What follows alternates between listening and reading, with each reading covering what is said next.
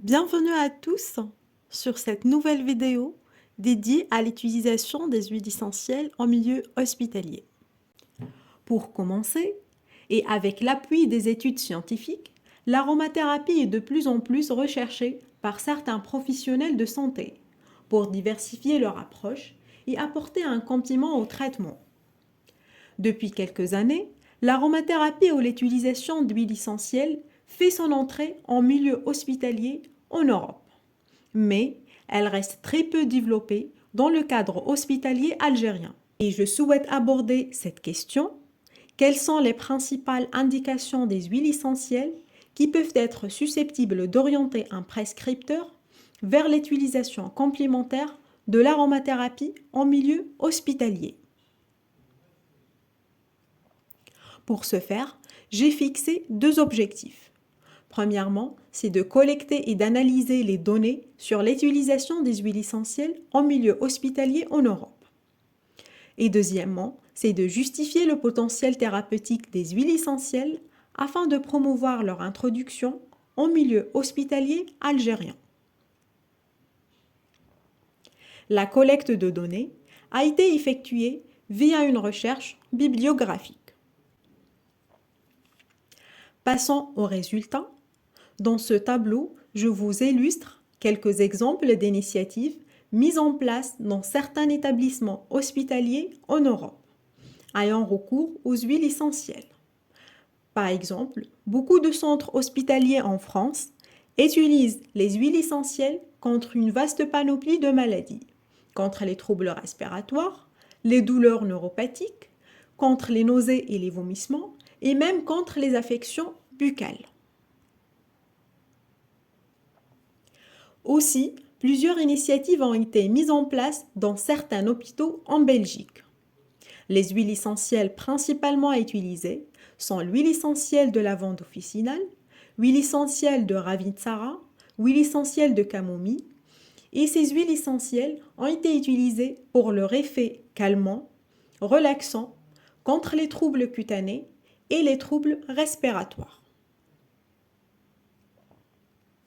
Je continue avec les résultats et je vous présente cette étude qui a été réalisée en Allemagne en 2009 et qui montre que 76,6% des services d'obstétrique ont eu recours aux huiles essentielles. Les sages-femmes formées utilisent les huiles essentielles, par exemple l'huile essentielle de thym, associée à l'huile essentielle de palmarosa et l'huile essentielle de girofle, en massage du bas du dos pour faciliter la détente et l'accouchement. On arrive à la discussion. Les professionnels de différentes disciplines, pharmaciens, médecins et infirmiers, ont eu recours aux huiles essentielles. Et ceci peut être expliqué par l'intérêt de diversifier leur approche et d'apporter un complément au traitement. Les résultats encourageants de l'aromathérapie clinique ont permis d'intégrer les huiles essentielles en milieu hospitalier et le plus souvent dans les services de gériatrie, d'oncologie et même les services de gynécologie obstétrique.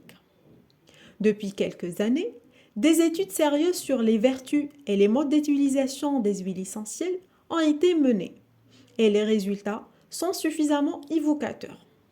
Les huiles essentielles ont prouvé leur efficacité dans de nombreuses indications. En effet, il existe plusieurs études portant sur les propriétés des huiles essentielles et j'ai répertorié quelques recherches qui montrent l'efficacité de certaines huiles essentielles. Une étude réalisée par une équipe iranienne montre l'efficacité de l'huile essentielle de menthe poivrée et l'huile essentielle de gingembre contre les nausées et les vomissements chimio-induits. L'effet anxiolytique et antidépresseur de l'huile essentielle de la lavande officinale a été démontré à de nombreuses reprises. L'huile essentielle de palmarosa, de thym à tujanol et l'huile essentielle de giroflier permet de déclencher et de renforcer les contractions utérines et de soulager les douleurs. Aussi, plusieurs études cliniques sur la diffusion des huiles essentielles contre les infections nosocomiales ont été menées. Je vous en cite deux études une étude française et une étude qui a été réalisée aux États-Unis montrent l'efficacité des huiles essentielles contre les infections nosocomiales. Et les huiles essentielles principalement utilisées sont l'huile essentielle de Ravintsara, l'huile essentielle de lavande officinale et l'huile essentielle de cannelle et de girofle. Pour finir, il est actuellement acté et validé que certaines problématiques de santé requièrent nécessairement l'association d'approches médicamenteuses et d'approches complémentaires. Plusieurs huiles essentielles ont déjà montré leur efficacité seule en association. L'utilisation des huiles essentielles à l'hôpital s'inscrit dans le cadre d'une prise en charge pluridisciplinaire du patient. Depuis quelques années, l'aromathérapie fait son entrée en milieu hospitalier en Europe, mais ne constitue pas encore un moyen très répandu.